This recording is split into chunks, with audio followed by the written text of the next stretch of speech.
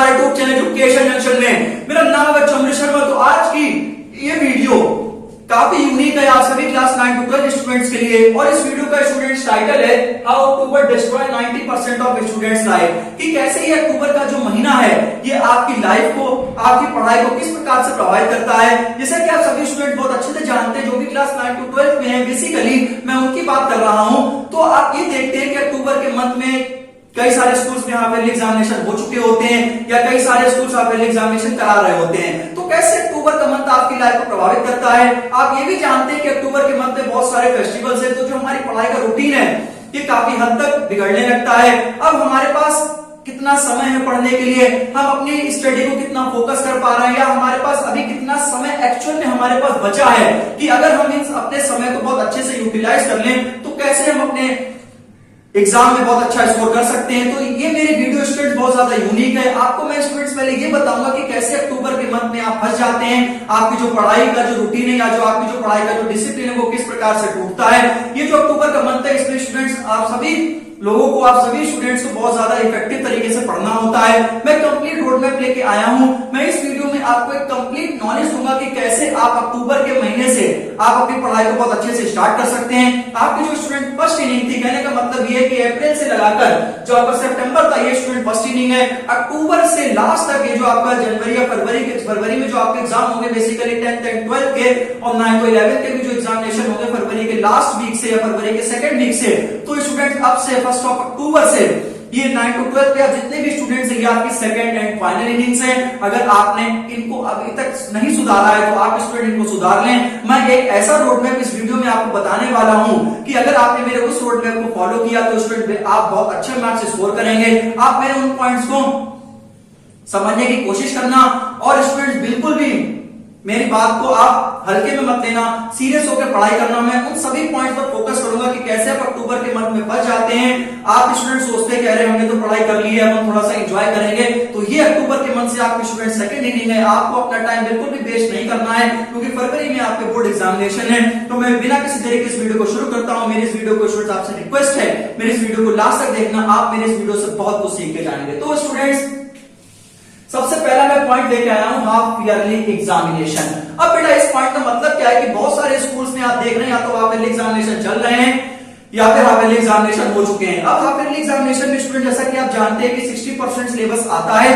तो यहां पर बच्चा क्या करता है कि अगर उसके हाफ ईयरली एग्जामिनेशन हो चुके हैं तो वो ये समझता है कि अरे अभी तो हमने हाफ ईयरली एग्जामिनेशन ही दिए हैं, अब हमें थोड़ा आराम करने की जरूरत है, अभी थोड़े फेस्टिवल्स भी आ रहे हैं, थोड़ा फेस्टिवल्स में एंजॉय कर लें। वो समझता है कि अभी तो हमने पेपर ही दिए हैं, अब रिजल्ट आएगा तब हम देखेंगे कि हम कहां पर स्टैंड कर रहे हैं, कहां पर हम स्टैंड नहीं कर रहे हैं। स्टूडेंट्स ये जो अक्टूबर का मंथ है मैंने आपसे क्या कहा, ये सेकंड इनिंग है और सेकंड इनिंग में अगर आप अपनी मजबूती नहीं पकड़ेंगे तो स्टूडेंट्स आप आगे अपनी इनिंग्स को नहीं संभाल पाएंगे। तो अगर अक्टूबर के मंथ में आपने अपने हाफ ईयरली एग्जामिनेशन दिए हैं या फिर अपने हाफ ईयरली एग्जामिनेशन देने जा रहे हैं तो आप बहुत अच्छे से जानते हैं कि 15 से 20 दिन लगभग आपके हाफ ईयरली एग्जामिनेशन होते हैं, फिर आपकी कॉपी चेकिंग होती है और फिर आगे आने वाले आपके जितने भी मंथ्स हैं, अगर हम नवंबर दिसंबर की बात करें तो टीचर्स आपके बहुत ज्यादा जो सिलेबस के करें कि चलो जल्दी से जल्दी सिलेबस करो। जो आप कोचिंग सेंटर में पढ़ते हैं वहां भी आपका सिलेबस भगाया जाता है, जिसके कारण बच्चों क्या होता है हाफ ईयरली एग्जामिनेशन के दौरान या फिर हाफ ईयरली एग्जामिनेशन के बाद बैकलॉग क्रिएट्स होने लगते हैं। तो अगर आप अपने बैकलॉग को बचाना चाहते हैं तो आप अपनी पढ़ाई को बिल्कुल भी ना रोकें।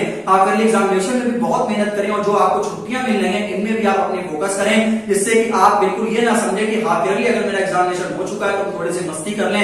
मस्ती आपको बिल्कुल भी नहीं करनी। ये जो आपका कुछ ऐसा टाइम है ये स्टूडेंट्स आपका बहुत इफेक्टिव टाइम है और इसको अपने बिल्कुल भी डिस्ट्रॉय ना करें। हाफ ईयरली एग्जामिनेशन का जो पूरा ट्रैप है इसमें बिल्कुल भी फंसे ना, इसमें अच्छी से अपनी तैयारी करें और अपने नोट्स भी क्या करें बनाते रहे। तो बिल्कुल भी आपको ये नहीं समझना है कि मेरे हाफ ईयरली एग्जामिनेशन हो चुके हैं और मैं इसमें मस्ती कर दूं। अगर आपके हाफ ईयरली एग्जामिनेशन नहीं हुए तो आप उस पर अपना इफेक्टिव टाइम टेबल बनाएं और उसको अच्छे से स्टार्ट करें। ठीक, अक्टूबर कंसीडर्ड एज फाइनल इनिंग। जी हाँ बिल्कुल, आपको अपनी जो अक्टूबर का जो मंथ है यहां से आपको फाइनल इनिंग को अपनी शुरू करना है। अक्टूबर नवंबर दिसंबर जनवरी, आपको लगता है कि आपके पास 4 मंथ है। अगर देखा जाए स्टूडेंट की जो अक्टूबर का जो मंथ होता है इसमें स्टूडेंट्स आपके 15 डेज हाफ ईयरली एग्जामिनेशन में जाते हैं, फिर संडेज वगैरह आपके 4 संडेज पढ़ते हैं और इसके बाद स्टूडेंट्स फिर आपका रिजल्ट आता है।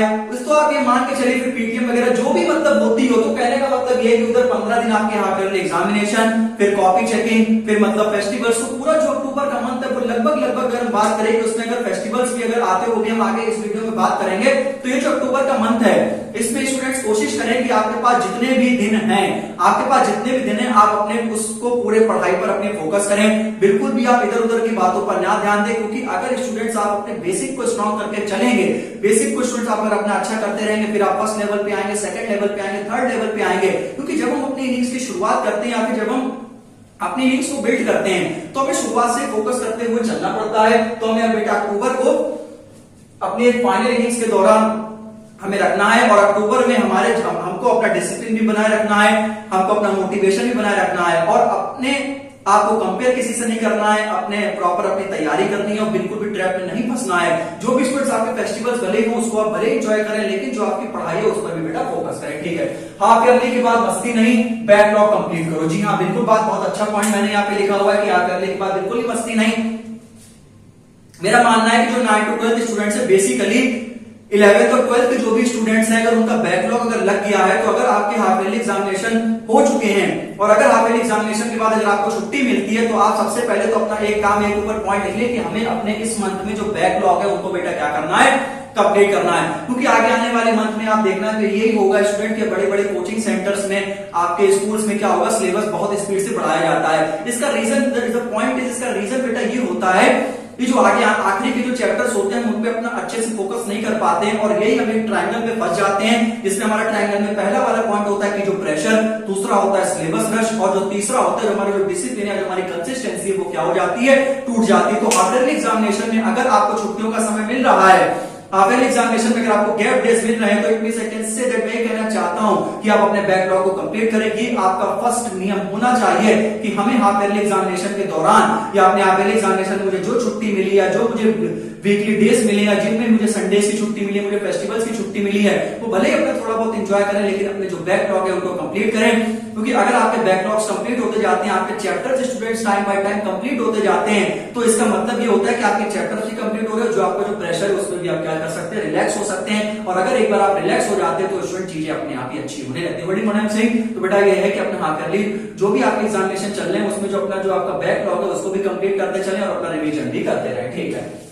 न्यू टाइम टेबल बनाओ, do maximum number of questions. यहां पर मैंने लिख दिया है do maximum number of questions, कि यहां पर स्टूडेंट्स क्या करना है, जैसे कि मैंने अपनी इस YouTube चैनल पर एजुकेशन जंक्शन पर मैंने बहुत सारे टाइम टेबल बना रखे हैं, और उसमें मैंने आपको ऐसी स्ट्रेटेजी बताई है, अगर आपने उनको फॉलो किया तो बेसिकली आप जो टाइम टेबल के अकॉर्डिंग मैंने बनाया है बहुत इफेक्टिव टाइम टेबल है। और स्टूडेंट्स आप अपना टाइम टेबल को इस प्रकार से एडजस्ट करें, जैसे कि मैंने कुछ पॉइंट्स लिख रखे हैं, आप इन पॉइंट्स का अगर स्क्रीनशॉट ले लें और अपने स्टडी टेबल पर चिपका लें, तो ये भी बहुत अच्छी बात है कि न्यू टाइम टेबल बनाओ और आप अपने उस टाइम टेबल को इस प्रकार से अरेंज करें कि ऐसे क्या मतलब आपको फिजिक्स पढ़नी है, केमिस्ट्री पढ़नी है, मैथ्स पढ़नी है, बायोलॉजी पढ़नी है, जो भी सब्जेक्ट आपको पढ़ लें, तो उसके साथ ही साथ आप एक ऐसा अपना टाइम टेबल बनाएं जिसमें कि आप स्टूडेंट क्या कर सके, do the maximum number of questions, कि आप students maximum number of question ज्यादा कर सकें। क्योंकि हम जितने मैक्सिमम नंबर ऑफ क्वेश्चंस को करते हैं उतना ही हमारी जो स्टडी होती है वो इफेक्टिव बनती है। कंसेप्ट को सीखिए, do effective number of question is directly proportional to the effective study. तो अगर आप अपना टाइम टेबल इस प्रकार से बेटा अरेंज करेंगे, आप अपने खुद से टाइम टेबल बनाएं, नहीं तो बहुत सारे यूट्यूब चैनल्स हैं उनमें बहुत अच्छे टाइम टेबल्स बने हुए हैं। तो अगर आप अपना खुद का एक टाइम टेबल बनाते हैं, क्योंकि अगर हम खुद चीज अपने हाथों से बनाते हैं तो वो चीज हमें ज्यादा लंबे समय तक याद रहती है, उसमें हमारा डिसिप्लिन भी बना रहता है, उसमें हमारी कंसिस्टेंसी भी बनी रहती है। तो मेरे कहने का मतलब ये कि आप एक ऐसा टाइम टेबल बनाएं जिसमें कि आप ज्यादा प्रैक्टिस कर सकें, एक ऐसा टाइम टेबल बनाएं जो आपके लिए अच्छा हो, जो आपके डेली शेड्यूल जो आपके डेली शेड्यूल में या जो डेली आपके रूटीन में आ पाए, आप उसको स्टूडेंट्स ऐसा टाइम टेबल बनाइए, ठीक है। फेस्टिवल्स में आपको देखो, फेस्टिवल्स में बेटा क्या होता है, जो भी आप सीरियस होते हैं, सीरियसनेस आपकी खत्म हो जाती है, तो आप क्या करते हैं, कह रहे तो फेस्टिवल्स में एंजॉय कर लें, बिल्कुल स्टूडेंट्स एंजॉय कर लें, बहुत अच्छी बात है कि हमें अपना फैमिली के साथ अपना टाइम बिताना चाहिए, हमें अपने बड़े बुजुर्गों के साथ बैठना चाहिए, हमें अपने बड़े बुजुर्गों की जो बातें हैं उनको माननी चाहिए, उनसे हमें बहुत अच्छी बातें सीखनी चाहिए, वो बात स्टूडेंट बिल्कुल सही है, हमें अच्छी बातें सीखनी चाहिए, अपने अंदर अच्छे विचार लाने चाहिए, बहुत अच्छी बात है। लेकिन अब क्या होता है कि बच्चा बिल्कुल उस फेस्टिवल्स में ही पूरा तरीके से तैनात हो जाता है, और उसमें स्टूडेंट जो उसकी जो पढ़ाई होती है वो कभी 1 घंटा पढ़ता है, फिर आधा घंटा पढ़ता है, फिर कहीं चला जाता है, फिर कहीं चला जाता है। तो इसमें क्या होता है कि जो फेस्टिवल्स की बात करें तो ये 1 वीक में ही होता है, 1 वीक ही लगभग 7 डेज के आसपास के टाइम होता है। तो बिल्कुल आप, मेरे कहने का मतलब ये है कि आप सीरियसनेस ना छोड़ें अपनी, आप सीरियस है तो सीरियस है भी फोकस, आपको अपना फोकस नहीं टूटने देना है। जी मैं पूरे साल भी बात करता हूं, फोकस आपको नहीं टूटने देना, इस बात का मेरा बेटा ध्यान रखना, सही है ना।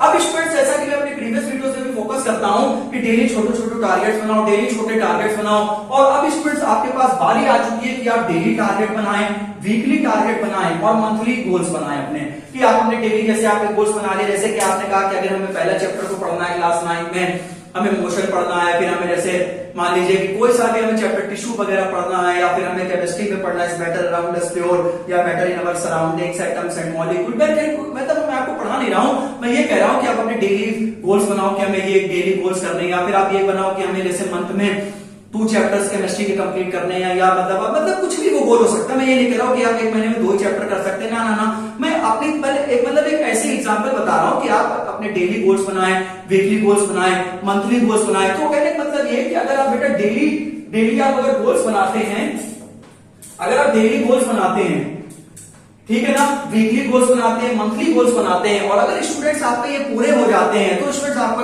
अंदर से मोटिवेशन मिलता है। और कभी भी स्टूडेंट फेलियर अगर आपके सामने आ जाता है तो स्टूडेंट्स आप बिल्कुल भी उससे परेशान ना हो, क्योंकि किसी ने खूब कहा है कि failures are the most important thing in life because the success doesn't teach you as much, it boosts your ego.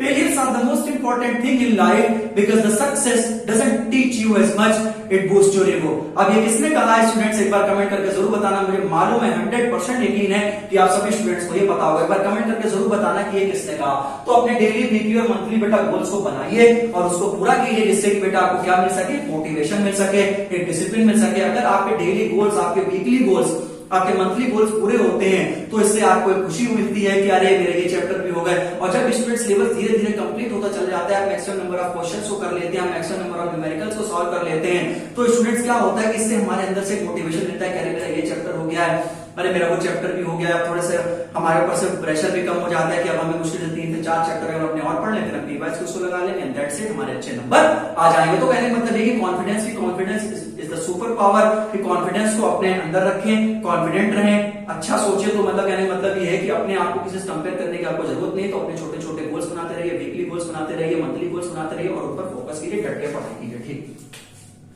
अपने वर्किंग आवर्स को बेटा आप इंक्रीज करो। वर्किंग आवर्स का मतलब ये है कि अगर आप 3 घंटे पढ़ते हैं, 4 घंटे पढ़ते हैं, तो आप 6 घंटे पढ़ें, 7 घंटे पढ़ें।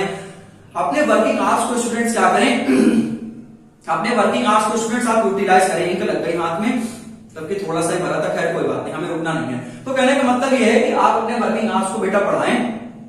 आप 3 घंटे पढ़ते, 4 घंटे पढ़ते, तो अपना 1 से 2 घंटे आप इसको और बढ़ाएं। अपने पास स्टूडेंट्स प्रॉपर नोट्स रखें, प्रॉपर शॉर्ट नोट्स रखें, प्रॉपर फॉर्मुला शीट को रखें, do maximum number of questions के बारे में बात करें।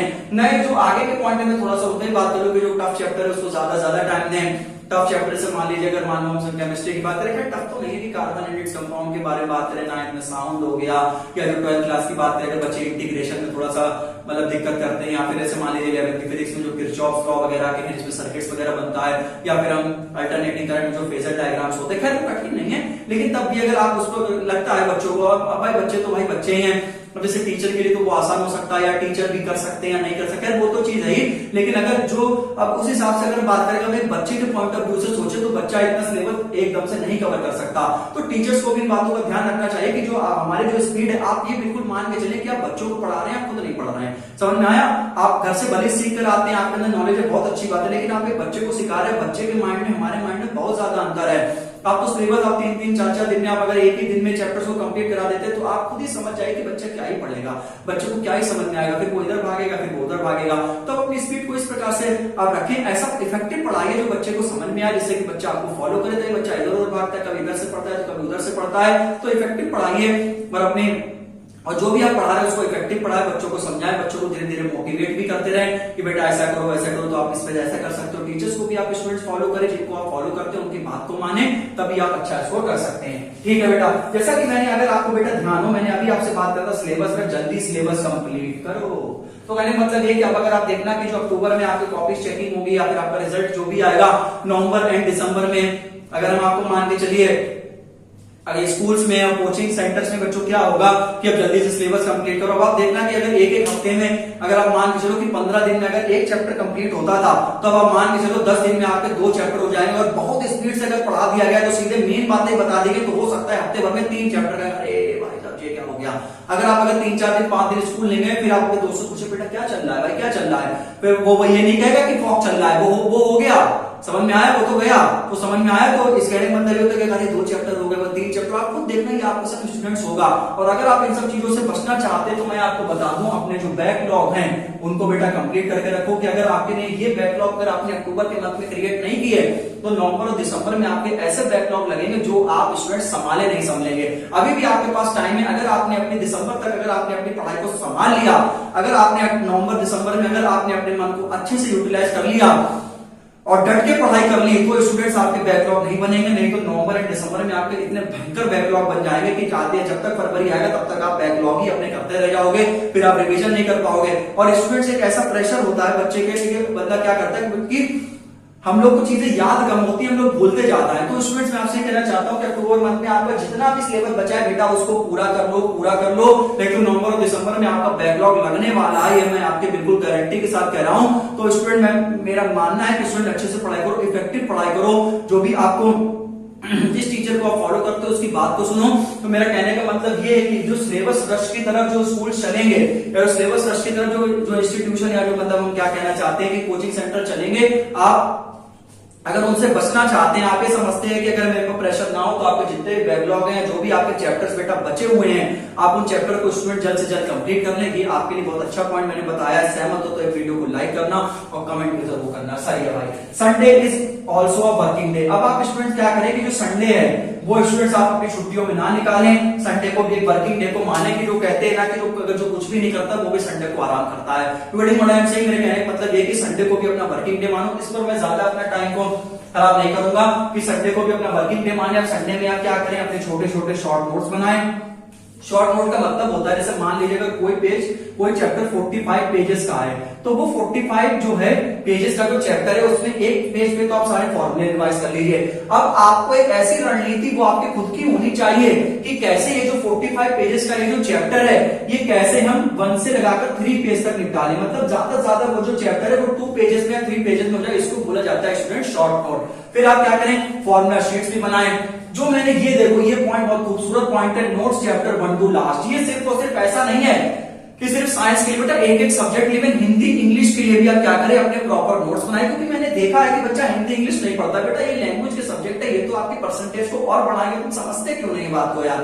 मेरा मानना है कि हाँ फिजिक्स केमिस्ट्री है, मैथ्स है, बायो है, ये हाँ हमारे मेन सब्जेक्ट हैं, हमें इनको बहुत अच्छे से फोकस करना है। तो क्या इंग्लिश हिंदी मेन सब्जेक्ट नहीं है क्या हिंदी इंग्लिश? अरे भाई अगर तुम इंग्लिश और हिंदी को अगर तुम अगर मान लो तुम 1 घंटा भी रोज पढ़ते हो या 2 घंटे भी रोज पढ़ते हो तो ये तुम्हारे बहुत अच्छे मार्क्स पढ़ाएगा। बेटा तुम इस बात को क्यों नहीं मानते हो? शायद ये तुम्हें कोई बात ना बताता हो। बेटा हिंदी और इंग्लिश को प्रॉपर देखते रहो।